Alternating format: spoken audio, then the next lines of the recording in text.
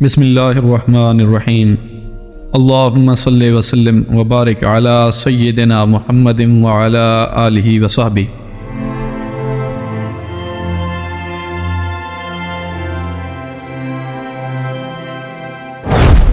طبری اور ابن حشام کی روایت سے معلوم ہوتا ہے کہ آپ صلی اللہ علیہ وآلہ وسلم اچانک وحی کی آمد کے بعد غار حرا سے نکلے تو پھر واپس آ کر اپنی بقیہ مدت قیام پوری کی، اس کے بعد مکہ تشریف لائے۔ اس کے بعد کچھ عرصے کے لیے وحی کا سلسلہ بند رہا۔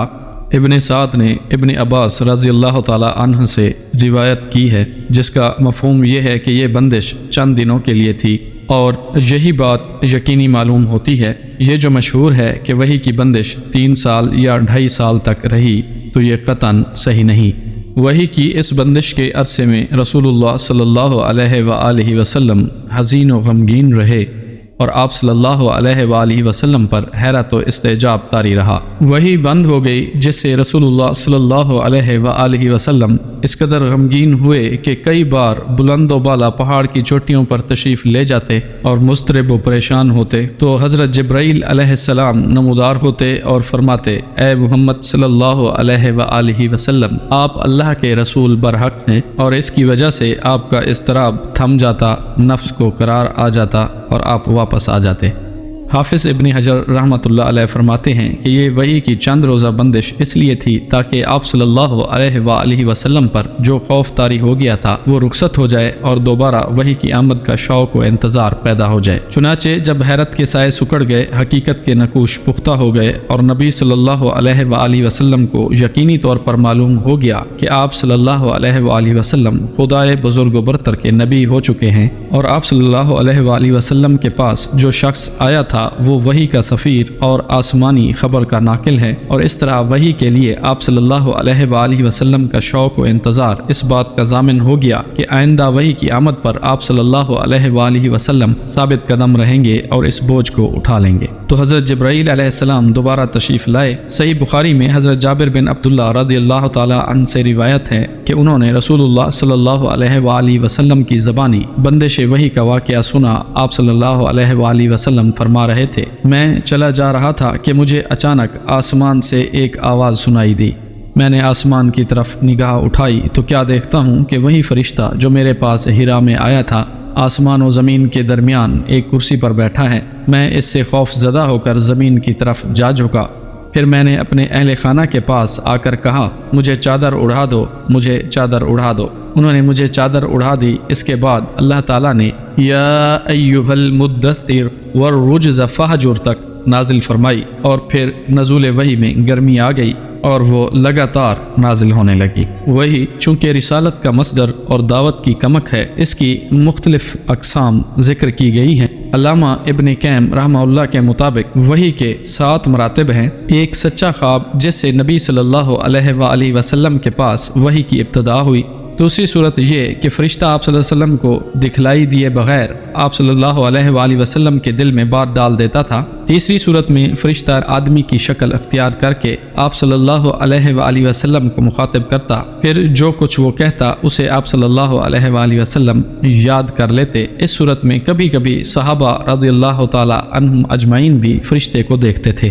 چوتھی صورت میں آپ صلی اللہ علیہ وآلہ وسلم کے پاس وحی گھنٹی کے ٹن ٹنانے کی طرح آتی تھی۔ وحی کی یہ سب سے سخت صورت ہوتی تھی۔ اس صورت میں فرشتہ آپ صلی اللہ علیہ وآلہ وسلم سے ملتا تھا اور وحی آتی تھی، تو سخت جاڑے کے زمانے میں بھی آپ صلی اللہ علیہ وآلہ وسلم کی پیشانی سے پسینہ پھوٹ پڑتا تھا، اور آپ صلی اللہ علیہ وآلہ وسلم اگر اونٹنی پر سوار ہوتے تو وہ زمین پر بیٹھ جاتی تھی۔ ایک بار اس طرح وحی آئی کہ آپ صلی اللہ علیہ وآلہ وسلم کی ران مبارک حضرت زین بن ثابت رضی اللہ تعالی عنہ کی ران پر تھی، تو ان پر اس قدر گراں بار ہوئی کہ معلوم ہوتا تھا ران کچل جائے گی۔ پانچویں صورت یہ تھی کہ آپ صلی اللہ علیہ وآلہ وسلم رشتے کو اس کی اصلی اور پیدائشی شکل میں دیکھتے تھے، اور اسی حالت میں وہ اللہ تعالیٰ کی حسب مشیت آپ صلی اللہ علیہ وآلہ وسلم کی طرف وحی کرتا تھا۔ یہ صورت آپ صلی اللہ علیہ وآلہ وسلم کے ساتھ 2 مرتبہ پیش آئی، جس کا ذکر اللہ تعالیٰ نے سورہ نجم میں فرمایا ہے۔ وحی کی چھٹی صورت وہ ہے جو آپ صلی اللہ علیہ وآلہ وسلم پر معراج کی رات نماز کی فرضیت وغیرہ کے سلسلے میں اللہ تعالیٰ نے اس وقت فرمائی جب آپ صلی اللہ علیہ وآلہ وسلم آسمانوں کے اوپر تھے۔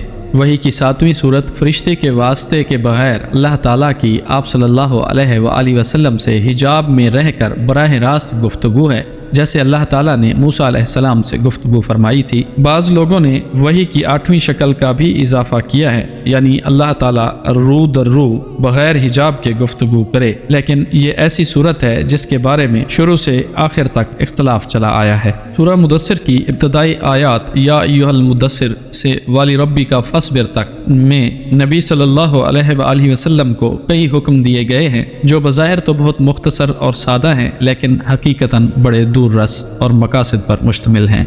چنانچہ عالم وجود میں اللہ کی مرضی کے خلاف جو بھی چل رہا ہو اسے اس کے پرخطر انجام سے آگاہ کر دیا جائے، اور وہ بھی اس طرح کہ عذاب الہی کے خوف سے اس کے دل و دماغ میں ہلچل اور اتھل پتھل مچ جائے۔ رب کی بڑائی و کبریائی بجا لانے کی آخری منزل یہ ہے کہ روئے زمین پر کسی اور کی کبریائی برقرار نہ رہنی دی جائے، بلکہ اس کی شوکت توڑ دی جائے اور اسے الٹ کر رکھ دیا جائے، یہاں تک کہ روئے زمین پر صرف اللہ کی بڑائی باقی رہے۔ آخری آیت میں اشارہ ہے کہ اللہ کی طرف دعوت کا کام شروع کرنے کے بعد معاندین کی جانب سے مخالفت، استہزاء، ہنسی اور ٹھٹھے کی شکلوں میں ایذا رسانی سے لے کر آپ صلی اللہ علیہ وآلہ وسلم اور آپ صلی اللہ علیہ وآلہ وسلم کے ساتھیوں کو قتل کرنے اور آپ صلی اللہ علیہ وآلہ وسلم کے گرد جمع ہونے والے اہل ایمان کو نیست و نابود کرنے تک کی بھرپور کوششیں ہوں گی۔ اس صورت میں محض اپنے رب کی مرضی اور اس کے دین کی سربلندی کے لیے آپ صلی اللہ علیہ وآلہ وسلم کو بڑی پامردی اور پختگی سے صبر کرنا ہوگا۔ اللہ اکبر! یہ احکامات اپنی ظاہری شکل میں کتنے سادہ اور مختصر ہیں، اور ان کے الفاظ کی بندش کتنی پرسکون اور پرکشش نغمگی لیے ہوئے ہے، لیکن عمل اور مقصد کے لحاظ سے یہ احکامات کتنے بھاری، کتنے باعظمت اور کتنے سخت ہیں، اور ان کے نتیجے میں کتنی سخت چومکھی آندھی بپا ہوگی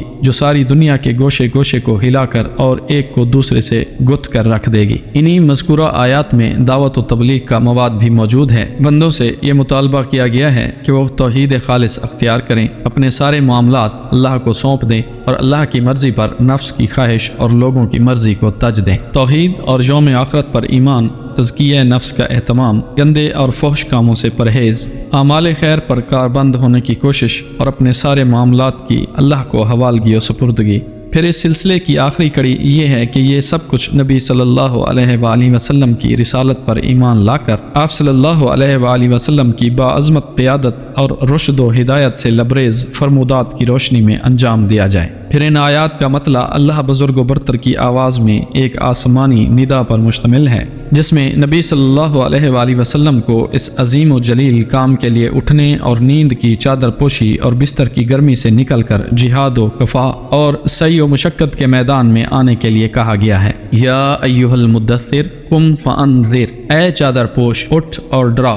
گویا یہ کہا جا رہا ہے کہ جسے اپنے لیے جینا ہے وہ تو راحت کی زندگی گزار سکتا ہے، لیکن آپ صلی اللہ علیہ وآلہ وسلم جو اس زبردست بوجھ کو اٹھا رہے ہیں، تو آپ صلی اللہ علیہ وآلہ وسلم کو نیند سے کیا تعلق، آپ صلی اللہ علیہ وآلہ وسلم کو راحت سے کیا سروکار، آپ صلی اللہ علیہ وآلہ وسلم کو گرم بستر سے کیا مطلب، پرسکون زندگی سے کیا واسطہ، راحت بخش ساز و سامان سے کیا واسطہ۔ آپ صلی اللہ علیہ وآلہ وسلم اٹھ جائیے اس کار عظیم کے لیے جو آپ صلی اللہ علیہ وآلہ وسلم کا منتظر ہے، اٹھ جائیے اس بار گراں کے لیے جو آپ صلی اللہ علیہ وآلہ وسلم کی خاطر تیار ہے۔ جہد و مشقت، تکان اور محنت کے لیے اٹھ جائیے کہ اب نیند اور راحت کا وقت گزر چکا، اب آج سے پہم بیداری ہے اور طویل و پر مشقت جہاد ہے۔ اٹھ جائیے اور اس کام کے لیے مستعد اور تیار ہو جائیے۔ یہ بڑا عظیم اور پرہیبت کلمہ ہے۔ اس نے نبی صلی اللہ علیہ وآلہ وسلم کو پرسکون گھر، گرم آغوش اور نرم بستر سے کھینچ کر